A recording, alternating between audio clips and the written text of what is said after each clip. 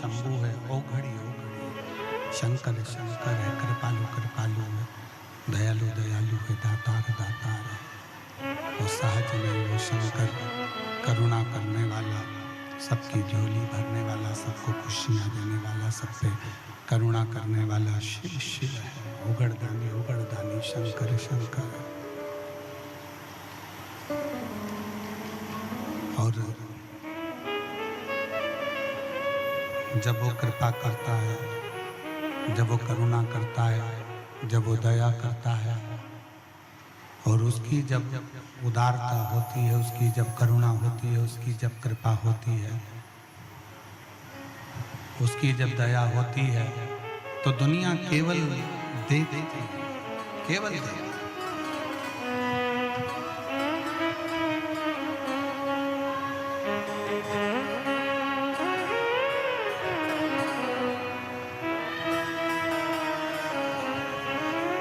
करते सब पर दया की नजर, करते सब पर दया की नजर, मेरा भोला शंकर करते सब पर दया की नजर, ओ मेरा भोला शंकर। महापुराण की कथा वर्णन कर रही है। 5 स्थान शिव महापुराण में वर्णन किए गए, जहाँ बैठने पर आप जो चाहते हैं वो प्राप्त हो सकता है। 5 स्थान बताए गए हैं, ऐसे 5 जगह बताई गई है।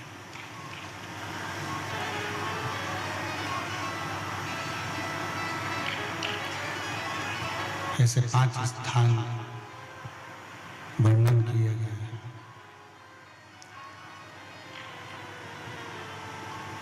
जहां पर बैठकर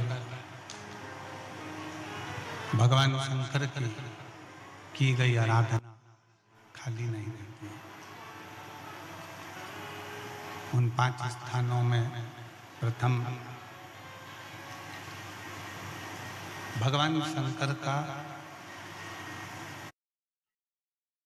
शिव का द्वार, शंकर जी की द्वार, शिव का द्वार।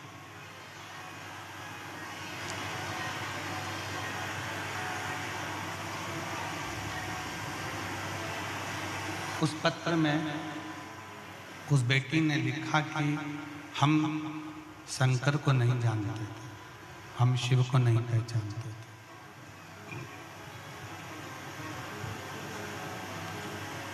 और हम शिव के द्वार दरवाजे तक चले जाते, प्रणाम कर लेते, नमन कर लेते।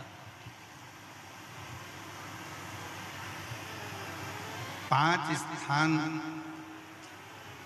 शिव महापुराण में बताए गए हैं, जिस जगह पर बैठकर प्रार्थना करी जाए, निवेदन किया जाए, तो व्यक्ति खाली नहीं रहते। पहले नंबर का है शंकर भगवान का द्वार, जहां भगवान शंकर के गण निवास करते,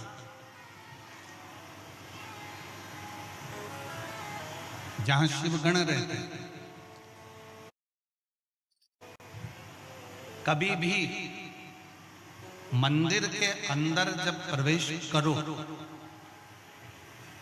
मंदिर के अंदर जब भी जाएं, मंदिर में जब भी प्रवेश करें, तो एक बात अपने हृदय में रखो कि शिव की जो चौखट है, शंकर के मंदिर का जो दरवाजा है, चौखट है, उस चौखट पर, उस द्वार पर अपना हाथ का स्पर्श कर कर उसको प्रणाम जरूर करो, उसको निवेदन जरूर करो, उसको नमन जरूर करो। उस चौखट को प्रणाम करिए, उस चौखट को नमन करिए, उसको प्रणाम करिए।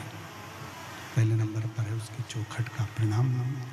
भगवान शंकर के मंदिर की चौखट को प्रणाम करिए, नमन करिए। कहते हैं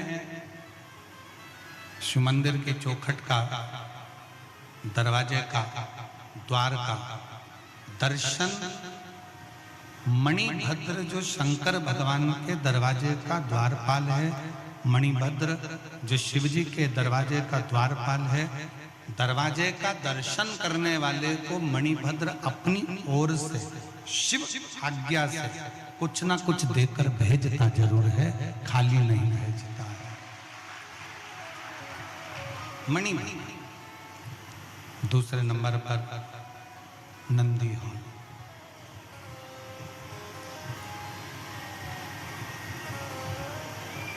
दूसरे नंबर पर है नंदी का हॉल, जहां नंदी विराजमान होता है।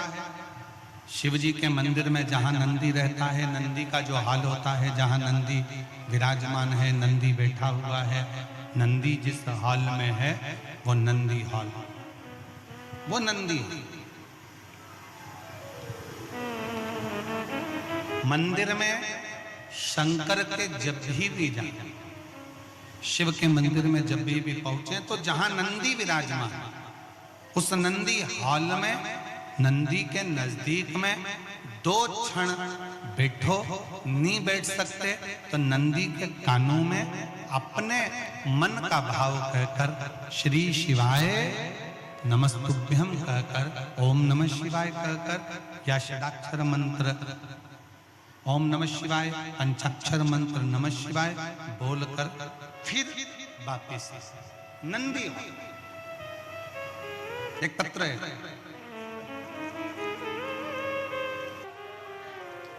पांचवें नंबर का शिव पुराण कहती है शंकर जी के मंदिर में उत्तर की ओर मुख कर, उत्तर मतलब शंकर जी का जो शिवलिंग है ये जलाधारी है और ये पानी बहने का स्थान है। शिव जी के मंदिर का जो पानी बहने का स्थान होता है वो उत्तर का होता है। तो आप जब दक्षिण में बैठेंगे और उत्तर की ओर देखेंगे या उत्तर की ओर से दक्षिण में बैठकर शंकर का स्मरण पूजन दर्शन उत्तर की ओर मुख कर करते हैं, या उत्तर की ओर बैठकर भगवान शिवालय में शंकर के मंदिर में जो मांगते हो शंकर वो देता जरूर है। ये 5 स्थान बताए, ये 5 स्थान शिवालय में बैठकर शंकर के नजदीक में बैठकर शंकर के पास में बैठकर यहाँ मांगा जा सकता है, यहाँ शिव से प्राप्त किया जा सकता है। तो पहला स्थान जम के बोलो जरा, पहला स्थान कौन सा है? शिव जी के मंदिर का द्वार।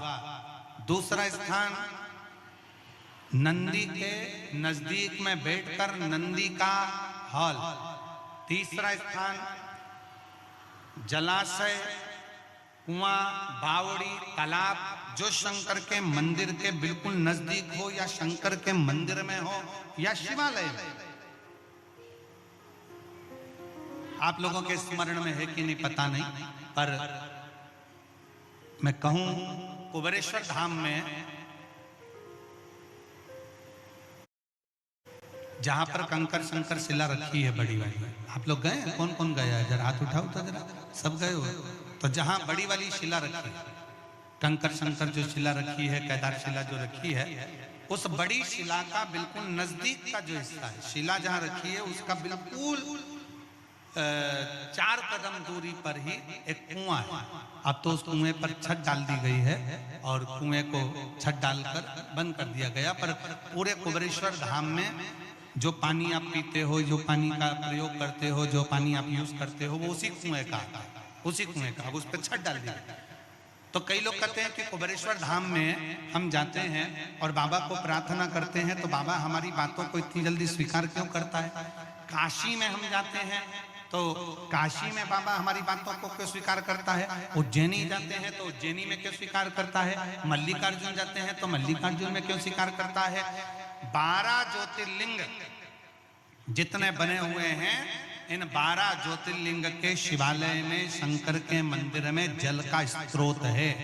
जैसे विश्वनाथ जी के मंदिर में काशी में ज्ञानवापी है, जैसे उज्जैनी के अंदर महाकाल मंदिर में ही सरोवर है, जैसे मल्लिकार्जुन में जब दर्शन करने जाते हो तो पास में एक कुआं है, उसी तरह प्रत्येक शिवालय में भीमा शंकर चले जाओ, त्र्यंबकेश्वर चले जाओ, तुम्हारी मर्जी पड़े जिस ज्योतिर्लिंग में जाओगे। आप केदारनाथ जाओगे तो ओम कुंड है, ऐसे जितने जितने ज्योतिर्लिंग का दर्शन करोगे, प्रत्येक ज्योतिर्लिंग के नजदीक में, ज्योतिर्लिंग के अंतर्गत, ज्योतिर्लिंग मंदिर के अंदर एक ना एक शिवालय के पास में जलाशय रहता है।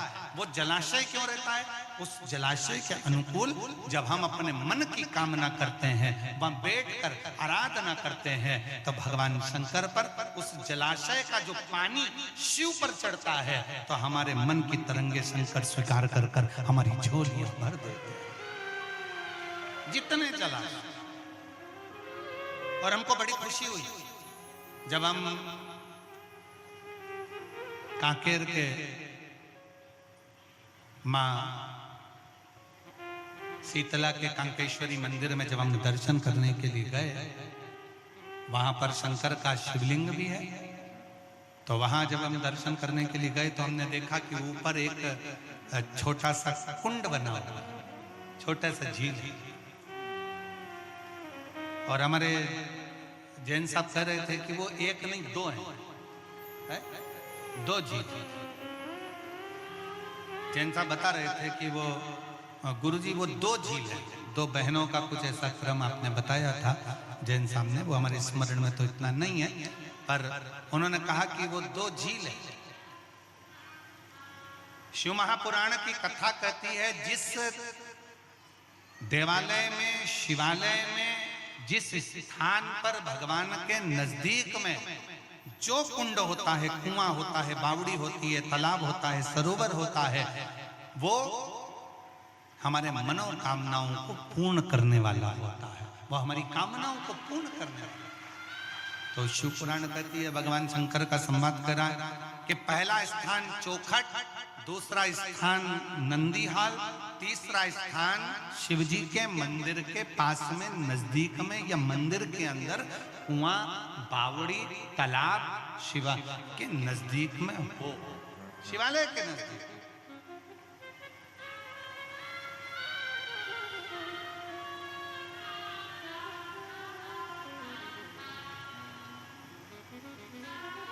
और बन सके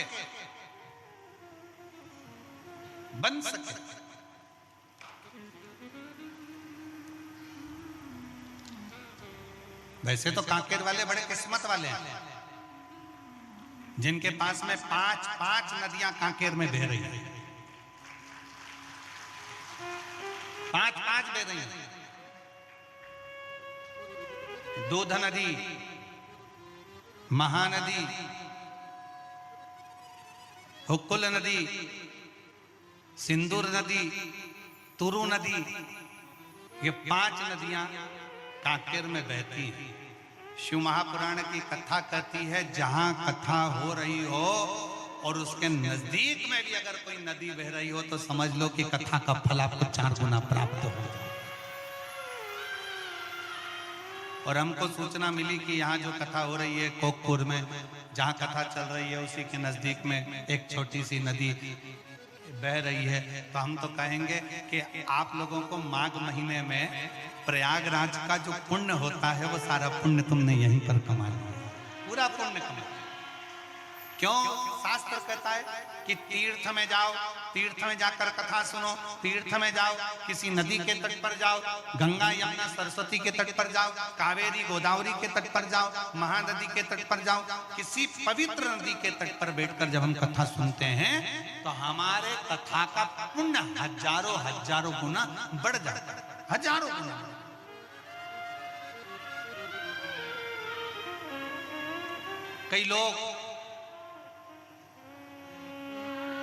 कई शिव भक्त अभी तक कुंभ के मेले में नहीं गए, क्योंकि उनको मालूम है कि 10 फरवरी से 16 फरवरी तक कुंभ के मेले में 21 नंबर सेक्टर पीपा पुल नंबर 1 सतुआ बाबा शिविर में 1 बजे से 4 बजे तक शिव पुराण की कथा होगी। तो कई शिव भक्त ऐसे हैं जो इंतजार में बैठे हैं कि हम कथा भी सुन लेंगे, त्रिवेणी का स्नान भी कर लेंगे, गंगा यमुना सरस्वती को भी नहा लेंगे और तीर्थ में बैठकर कथा का तत्व भी ग्रहण करेंगे। कई लोगों के मन में, पर मेरे भोलेनाथ ने इतनी कृपा कर दी, इतनी दया कर दी। मैं यजमान परिवार देव कुमार जी जैन जी को बहुत बहुत धन्यवाद देता हूं। मैं श्री हरक राम जैन जी को बहुत बहुत धन्यवाद देता हूं कि जो शिव भक्त प्रयाग तक नहीं जा सकते थे, उनके लिए आपने शंकर की कथा को लाकर पूरा प्रयाग यहां बसा, उसके लिए साझा।